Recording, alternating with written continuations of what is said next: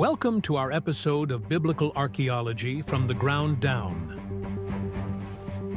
Sponsored by Bible Interact and hosted by Dr. George Sparks.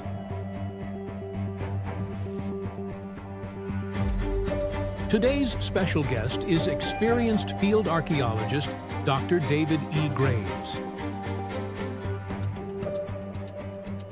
Now let's explore the field of archaeology in today's episode. Well, good day to everybody. My name is Dr. George Sparks, and this is Biblical Archaeology from the Ground Down, sponsored by Bible Interact. My special guest today is Dr. David Graves. Received his PhD from Aberdeen University in Scotland. Over 35 years of experience in the Near East, excavating in Israel and in Jordan, as well as a professor in the topics of archaeology. Welcome to the program today, Doctor. I appreciate you being here. And Happy New Year. Yeah, Happy New Year to you. Always a pleasure to be on the program, and look forward to this coming year. It should be a lot of fun. Now, just a reminder for everybody, Dr. Graves has written quite a few books on archaeology, and they are out there for sale. So you can see his library behind him, and those are a few of his books that you can see. And we appreciate it when it supports Dr. Graves and buys his books.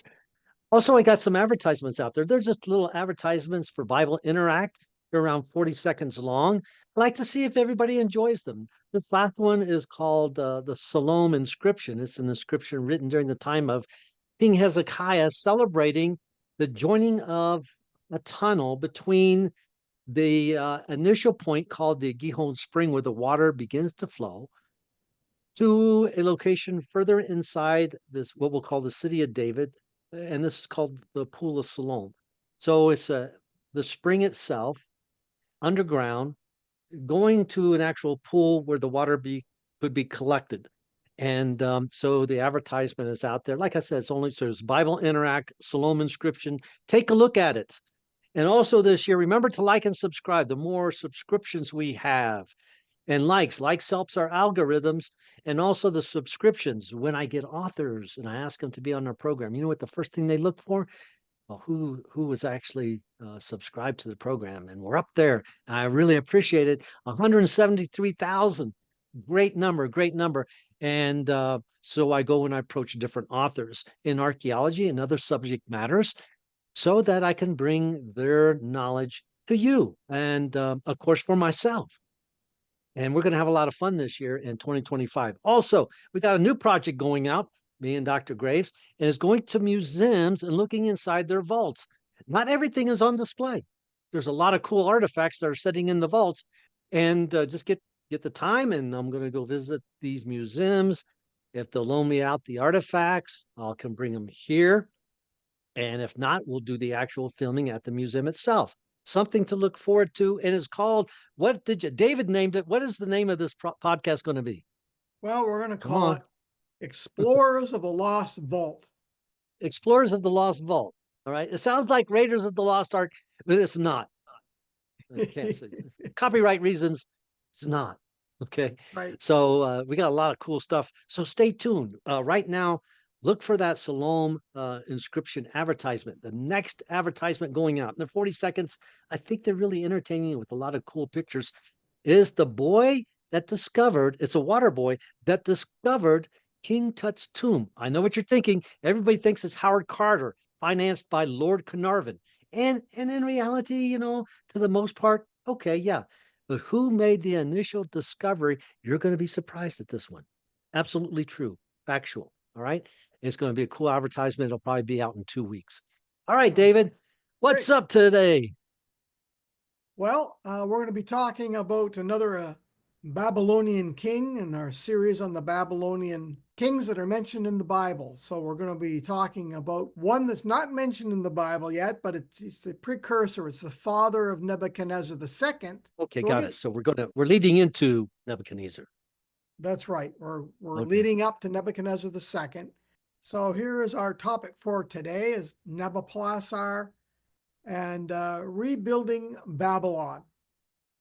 In the right-hand corner, we have one of the tablets that mentions Nabopolassar and some of his exploits in rebuilding Babylon. And it also speaks of the fall of Assyria. This is what many believe is what Nabopolassar looked like. This fellow here on the left looks a little grumpy, looks a little disheveled, but that's what one of the artifacts looks like. Some of the material that I have written are 3 coloring books, Old Testament, New Testament, and Biblical People, that children can get introduced to archaeology. Again, one of a kind, I think. I've not seen any others on the market. I wanted to put these together for this Christmas for my grandchildren, and they've really enjoyed them. And others can purchase them through Amazon. I think if you just go to this link right here, this QR code, it'll take you to Amazon where you can pick them up. They're not very expensive, and I think there's 30 some plates on each one that they can color. And you can walk through the archaeology with your children. Well, back to our topic at hand. So we have, before Christmas, we looked at Merodach Baladan II and his contributions, and now we're going to be talking about Nabopolassar, who was the next Babylonian king, 626 to 605. Then we'll talk about Nebuchadnezzar and 3 of his officials, and then evil Merodach and Belshazzar, co-regent of Nabonidus. So those are the folks we're going to be talking about in the future here in the early parts of January this year. So as we put together the people of Babylonia that are mentioned in Scripture, we have them listed here on the left-hand side, but Nabopolassar fits right in here between Baladan II and Nebuchadnezzar II is the son of Nabopolassar. So Nabopolassar is the father of Nebuchadnezzar II. So he existed during the biblical period, but he is not mentioned in Scripture. However, he's important because he fits here in the chronology. Here are the kings of Assyria, Babylon, and Persia. We've looked at Assyria and Persia. We're sort of taking these out of order, but now we're going to talk about the Babylonian. And Nabopolassar fits right in here as being one of the first, the rise of the Babylonian Empire. Here's a timeline. We would put Nabopolassar right here, 620, 605, time of Jeremiah. The Nabonidus cylinder we'll talk about later is up here. And then we have Cyrus cylinder over here. We'll talk about it. And then the Babylonian Chronicles that we get all of this material from. We know all about the Babylonian Empire from the Babylonian Chronicles. Over 65 tablets that have been uncovered that tell the story of the conquests of each of these kings. Another one is the Babylonian Rations tablet, which is quite fascinating. We'll talk about it as well. And then Nebuchadnezzar's brick. Talk about that in the next podcast. So, father of Nebuchadnezzar II, as I mentioned, initial uprising against Sin-Sharishkun, and some strategic timing of the revolt. He revolts against the Assyrians. There's some fluctuations in the military campaigns. They go back and forth. There's a number of them, with the complete destruction of the Assyrian Empire and the rise of the Neo-Babylonian Empire in its place under Nabopolassar. So that's really his importance. Here's his name in cuneiform if you want to write that down. If you have an inkling to write some cuneiform. Here's what it looks like on a tablet, this cuneiform. This is the letter of Sin-Sharishkun, a letter that he wrote to Nabopolassar. Kind of fell apart, number of pieces, but they've been able to fit them together. And again, this stuff can be read. And it speaks of the initial uprising against this particular Assyrian ruler. It's the turning point in the conflict following the death of both Ashurbanipal and Kandalanu, decisively pushes up against the Assyrians by the Babylonians under Nabopolassar, and he tries to make an alliance with the Medes under Cyaxares, and it speaks of the importance of the securing border, the importance of securing border between the Assyrians and the Babylonians, the help of the Medes. So here's another tablet that speaks of Nabopolassar, the chronicles of the years 608 to 605 BC. So we know what happened during those years from this particular tablet in the British Museum. He sacks Ashur with the help of the Medes in 614. And then we have the fall of Nineveh in 612 BC by the Medes and the Babylonians, with the destruction of Nimrud and other Assyrian cities. and the brutality of the Medes versus the Babylonians.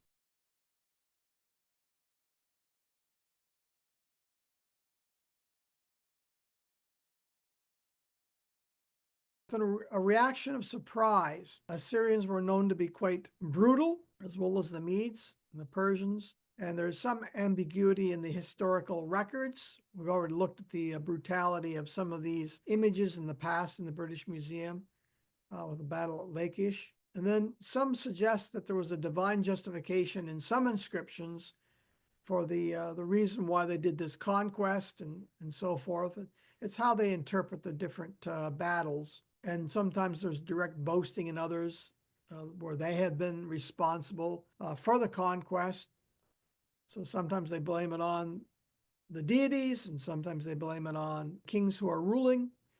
So there's some ambiguity in the records. As we said, there's nothing new with media propaganda, as we even see today. They had it back then. There's some involvement with the Egyptians. So Pharaoh Necho II attempts to restore Assyrian power. So with the help of the Egyptians, the Assyrians wanted to try and get back in play. And so we have the Battle of Carchemish in 605 BC, which was really a big turning point. And the Assyrians lose and the Babylonians win. And then we have the immediate succession of Nebuchadnezzar II, a long-term remembrance in the Babylonian culture with the uprising and the importance of Nebuchadnezzar II, who is mentioned in scripture, whereas Nabopolassar is not. And he has a cultural impact even through to the Hellenistic period. We go into all the details of that. But again, this is a critical transitional period in Babylonian history. And the rise of the Babylonians, this transition now into Nebuchadnezzar.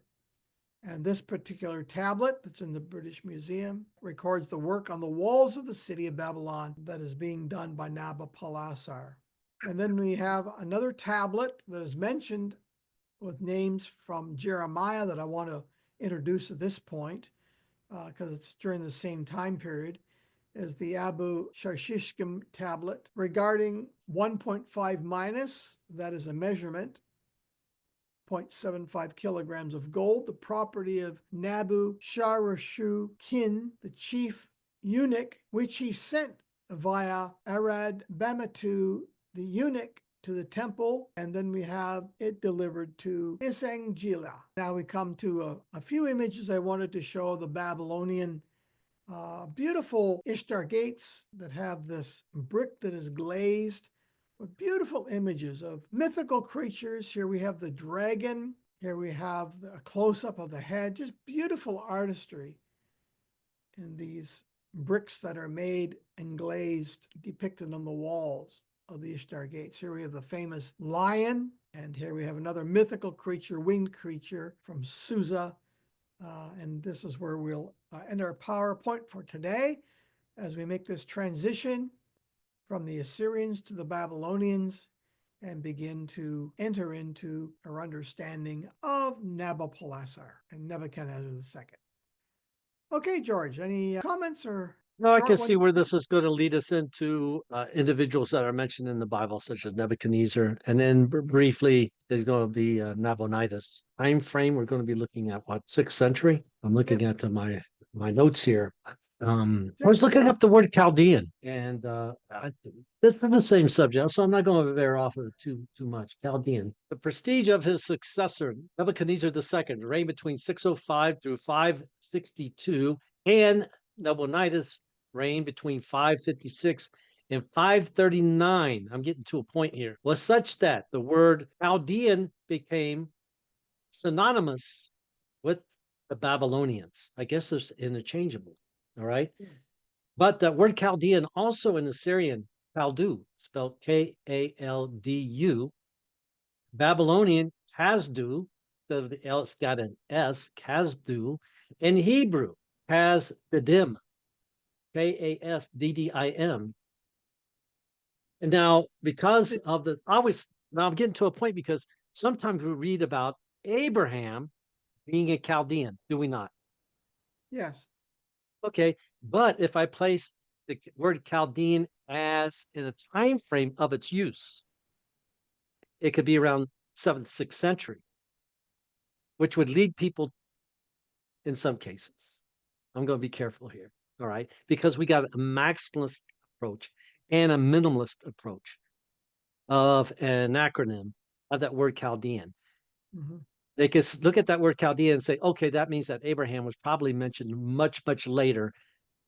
Maybe it was talked about verbally and then later written down much, much later. That's why the word Chaldean is used.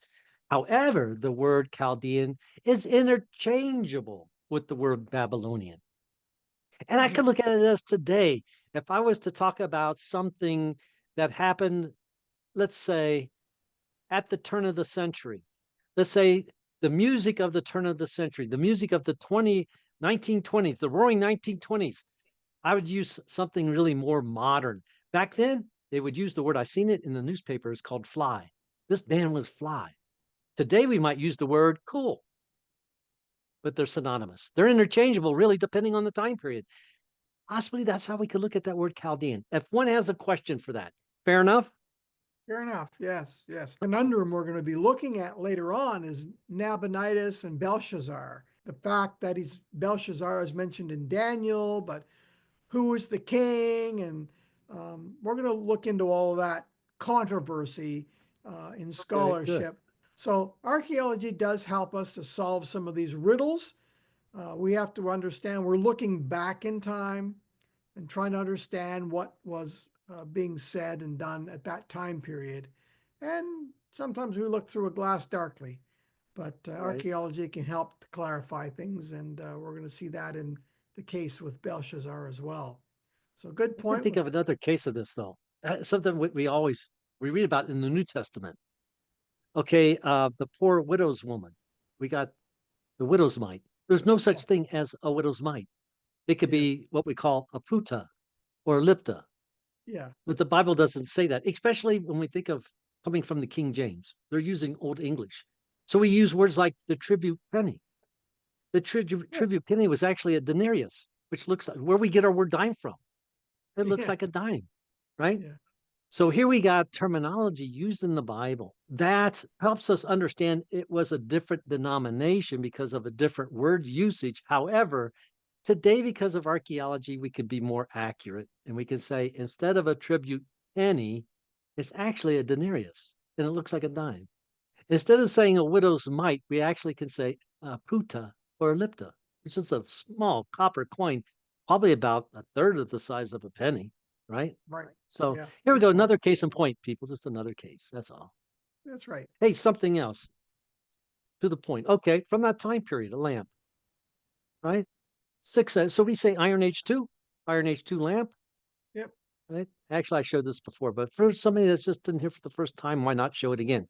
You can see where it's been burnt in antiquity, all right? And actually, we got what we call a full base. It's nice thick full base, and it's flat. And we've excavated a number of these Iron Age 2 period at Tel Hammam, pieces and parts and so forth. So we know these very well, and their provenance. So we know them in location. You were showing the writing in cuneiform, right? And you showed some really good images of the cylinder seals with individuals, the king's names. And then we got this one right here. Now, this one's actually a copy. The original. Yes, the map of the world, the Babylonian We're talking map. about Babylon, right? The Babylonian map of the world. Yeah. How they understood the world to be made. And we may have a podcast coming up this year talking about that particular artifact you're holding in your hand. So stay tuned, folks. That's right. The Babylonian map. It does say it has some really cool names on there. Like in the center, you might see looks like a little line going through. That's the Euphrates River, right? Yeah. And it actually has the cuneiform. And of course, we got a curator that's going to come on and is going to talk about this. I don't want to give too much away. It's really, really cool. I actually have some places mentioned early in the biblical narrative, actually on this tablet as well. It's really cool.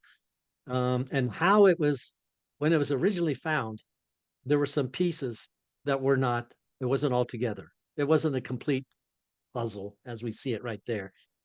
And there's a really cool story on how it accidentally came together. And then it was presented to a curator that was a Assyriologist who read it, and it actually pieced a puzzle together on how to read it. Do you read it like clockwise or do you read it counterclockwise? But they didn't know until somebody asked. They don't want to give it away. Okay. Found a piece that helped them do that. And it actually revealed some really cool things. And David, just as a hint, you were there. Yes. This place that they're going to talk about, you were there. All right. Great. And he made it back. So that's going to be a lot of fun. We're going to be doing some more exploring of the Lost Vault in another program. Stay tuned, folks, and we'll be introducing some fun things as we discover stuff in the vaults of the world's museums that most folks may not have access to. Yeah, fun stuff. Let's make people aware of this truly like heavy academic stuff. It's going to be, there'll be some academic. I like your coloring book. Academic, but it's a coloring book. It's kind of like you're going to learn, but you're going to have fun doing it. Got to make stuff accessible to people. So that's what I like to do. Right. So, hey, David, thanks for your time today. And I look forward to the next podcast where we're going to talk about Nebuchadnezzar II, that individual in the Bible, that there's some really cool elements about this king. Yeah. I don't know if we want to go into that or not. Like, did he really turn into a wolf? What happened with him in the wilderness? He took off, and it says like he grew like fang hands, and that's going to. Are you going to talk about that at all? I'm going to be talking about some bricks. Well, I live in New Mexico, and my backyard's actually a golf course out here. Oh. And you know what happens late at night? The sun starts to go down. I'll leave the werewolf stories to you there, George. That's coyotes back and forth. Oh, we had two. What was it that were sighted today in the Rio Rancho area? I think it was like mountain lions. They came down because we got the Sandia Range. Yeah. And they came down, and of course they're probably getting into the trash, and hopefully nobody let their pets out overnight, But it's getting so close to, they come into the residential area that I go to work early in the morning, sometimes 4:30, sometimes 5:30. I'll go outside, and there's a coyote going to work. It's kind of like Coyote and the Roadrunner. I'm going to work, he's going to work, and I wave, and he looks at me and says, "Hey, how you doing?" He goes his way, I go mine.